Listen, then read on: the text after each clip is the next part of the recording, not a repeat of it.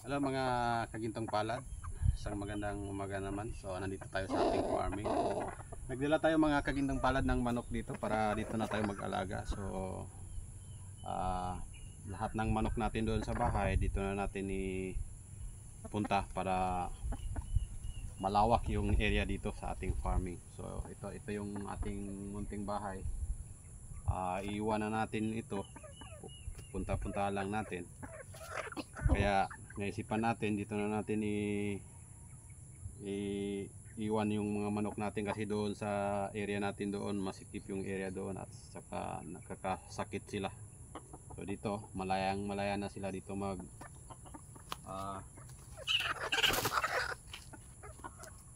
kain, no?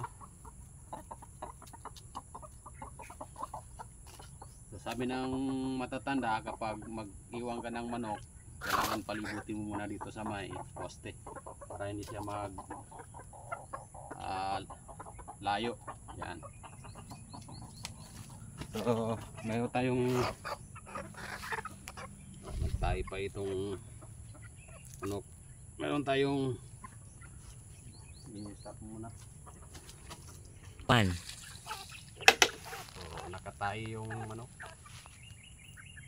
Dito na natin iwan sila para malaya na sila dito manirahan. At yung kasama niya doon, dalhin din natin dito.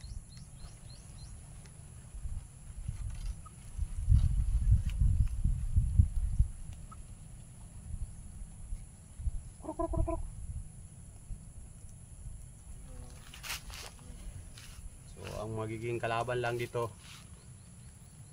is mga yung sawa, tsaka yung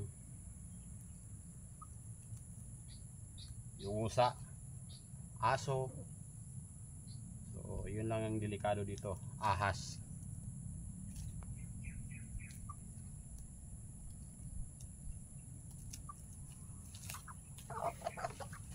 So yan, tatlo, dalawang babae, isang lalaki din dito.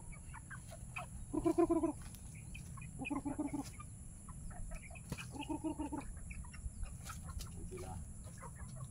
So kuha tayo ng pagkain nila.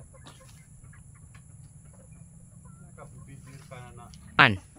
So yan mga sagintong palad, dito na natin iwan itong mga manok natin.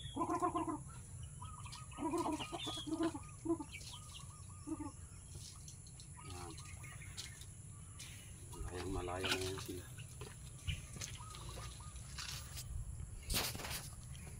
So yan mga kaibigan, mga lods.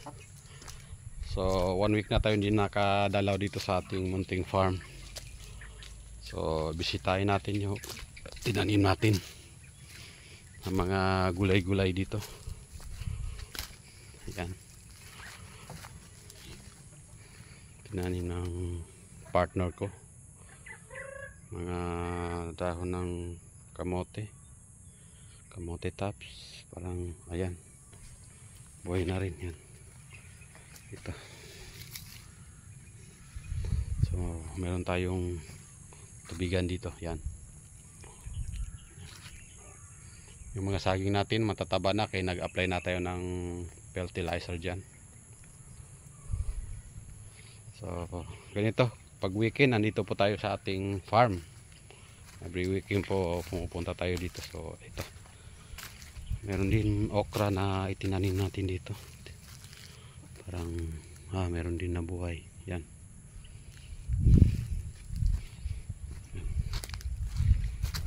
Hawakan mo.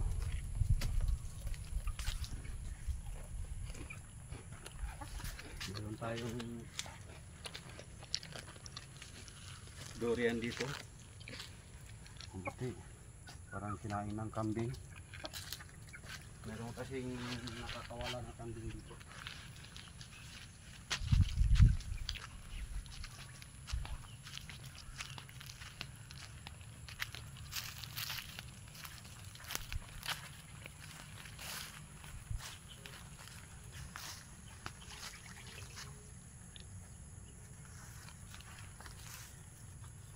Ito yung mga ubi na itinanim ng partner natin. Yan. Tinaman naman sila. Yan. Kayo. Ang delikado lang dito mga ka-farmers is yung aso.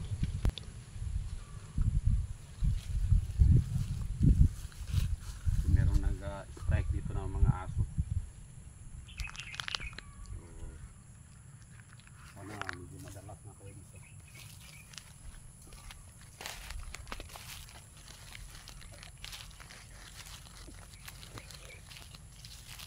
So, marami pa tayong manok doon sa bahay na dapat dito na natin dalhin para dito na sila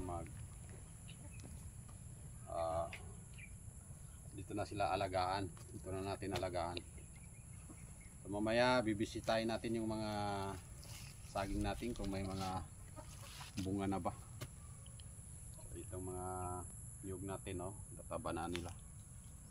Nag-apply po tayo ng fertilizer sa ating sagingan. So nakikita natin dyan, no, parang mataba na